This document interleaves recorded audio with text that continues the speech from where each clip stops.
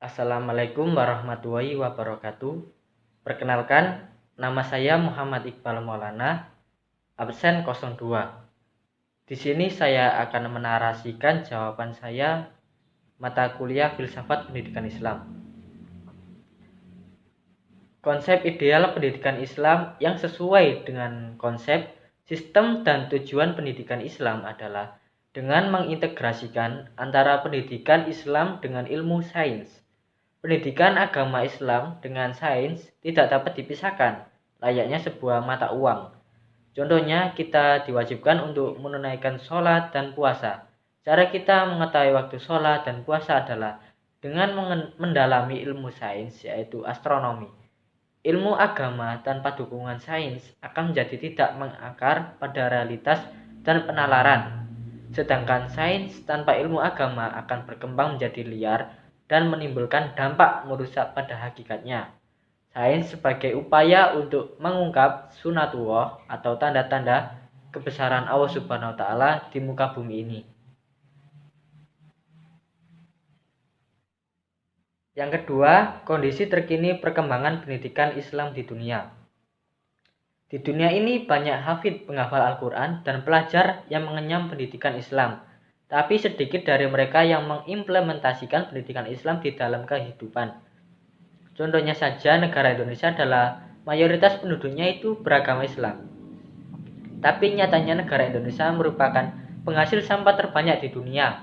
Padahal di dalam pendidikan Islam sudah diajarkan tentang kebersihan dan melestarikan lingkungan. Justru negara terbersih itu disandang oleh negara dengan mayoritas penduduknya beragama non-Islam. Contohnya adalah Perancis. Pendidikan Islam di dunia ini lebih sering mengandalkan hafalan daripada mempraktikannya. Yang kedua adalah biaya masuk sekolah Islam yang murah. Hasilnya juga sesuai kuantitas dari biaya sekolah itu. Jadi guru hanya mengajar sesuai dengan bayaran seadanya dan tidak maksimal. Berbeda dengan sekolah Kristen yang biaya sekolahnya mahal, hasilnya juga maksimal. Jadi gurunya mengajar full power karena gajinya juga besar dan fasilitasnya juga lengkap karena dananya tercukupi. Yang ketiga, penyebab kurang majunya pendidikan Islam jika dibandingkan dengan pendidikan Barat.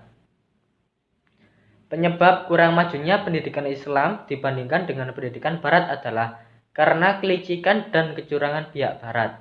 Fakta sejarah membuktikan semua ilmu pengetahuan dan peradaban pada awalnya bersumber dari ilmuwan Islam. Hal ini terbukti bahwa peradaban Arab yakni Islam yang terdahulu menemukan kertas, percetakan, irigasi, kincir angin, teknik pertanian, teknologi kompas, dan masih banyak lagi. Sayangnya, fakta sejarah ini kemudian ditulis, diubah, dan diklaim oleh pihak Barat.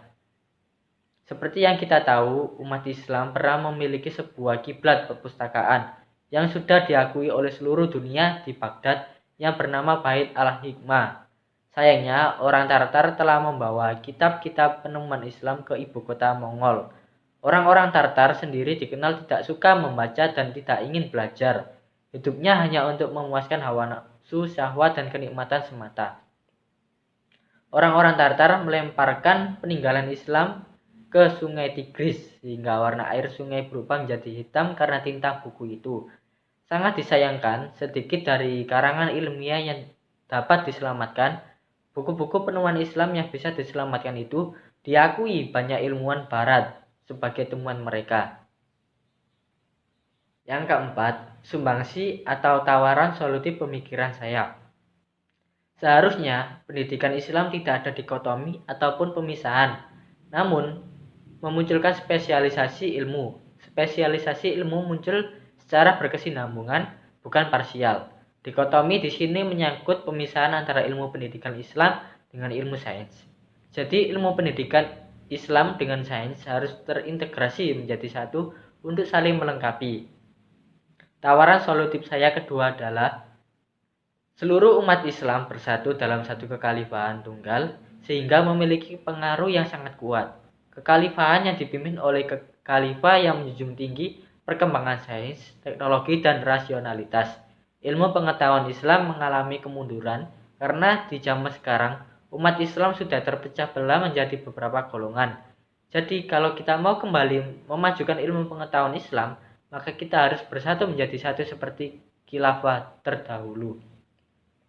Yang ketiga, pendidikan Islam tidak hanya memfokuskan hafalan, tapi juga praktik di dalam kehidupan kita sehari-hari. Mungkin itu jawaban narasi filsafat pendidikan Islam yang dapat saya sampaikan. Kurang lebihnya saya mohon maaf yang sebesar-besarnya. Wassalamualaikum warahmatullahi wabarakatuh.